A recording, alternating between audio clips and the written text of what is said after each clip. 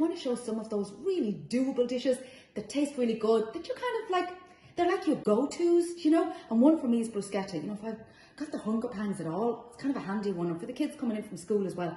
So here is just some ciabatta. You can cut it as thickly or as skinny as you like. I've got it here about 1.5 centimetres. And I brushed a little bit of the extra virgin olive oil. And I use good quality extra virgin olive oil on this because the flavour really comes through on it. And they were just grilled or toasted in the oven, whatever works for you.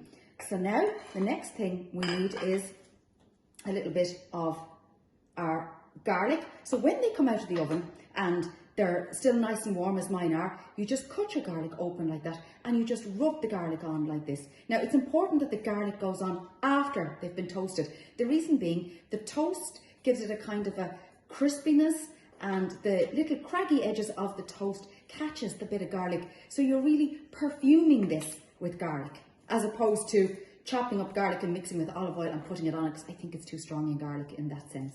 So it's that simple. Look at, you're just rubbing it on like that. That's all you do. Now, next, just a case of compiling it. So here I have just some regular tomatoes. Now, this time of the year in Ireland, tomatoes aren't always brilliant, but in the summer we have the most amazing of tomatoes, and here at Ballyknock and Cookwood School we grow lots of our own, all sorts of heirloom style ones, but this one here I felt needed a little bit more TLC, so put a bit of salt and a little bit of pepper on it, and I'm going to put just a little bit of sugar on it just to sweeten that tomato, and those flavours will marinate lightly. Now, other things that you might want to put on, you know, sometimes I put a little bit of a tapenade, like an olive paste on. It really depends, but I wanted to just keep this as simple as possible so that it's family friendly as well. So sun-dried tomatoes for that extra oomph. So let's start building. Let's go with a few sun-dried tomatoes. So you just pop them on your toast like that. Very, very easy. These are really nice as well if you've got friends coming around, maybe not at the moment, but you know, when our lives get back to normal, we will have friends coming round, and we will have nice little drinks in the garden, and we'll be able to share our lovely flavours with them. So now, the next thing then is, let's get some of our tomato on top. So we'll just pop a little bit of the tomato on top. You can chop it up if you want, or you can just be nice and rustic like I am, and pop it on like this. There we go. Next, I think a little bit of red onion.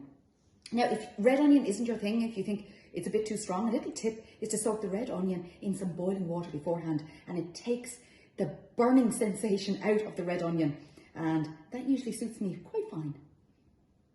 So there we go, because I don't tend to do raw onions all that well. There we go. Now, all we need now is some mozzarella, which I have here, and some olives. Olives are totally up to you. And if you wanted to, you could build up a few herbs as well. Look, here's a nice bit of fennel that we brought in from the garden earlier. So you could just put a light, like, scent of fennel on, just a little hint. Just whatever you have to hand. I mean, there's the lovely Irish bruschetta that we're all familiar with the cream cheese and the smoked salmon, which is really, really delicious.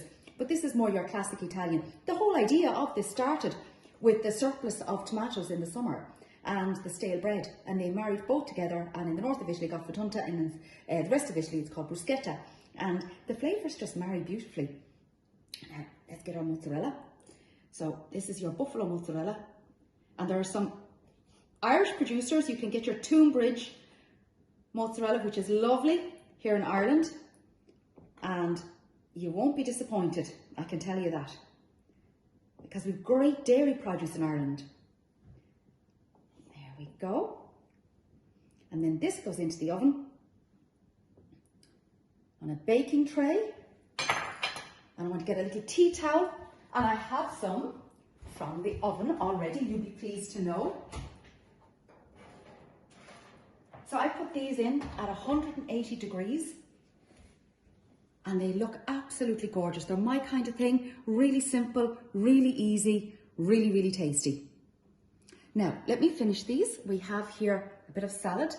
I think they'll go well with the salad. So I'm just gonna put the fresh ones out on the salad, and then I'll put these other ones straight into the oven. So they don't have to look glamorous, they just have to taste really nice. And these ones I have olives on as well, and that's what you want. So you've got that lovely, beautiful fresh mozzarella. Wow, they are hot, hot, hot. There we go. And I think they would be absolutely divine for a family meal. A little snack, a little supper when the movies are on. Now wait till we steady them up. Look at that. I shall fix them up because I want to make them look pretty. And that there is my delicious tomato and mozzarella bruschetta. Buon appetito.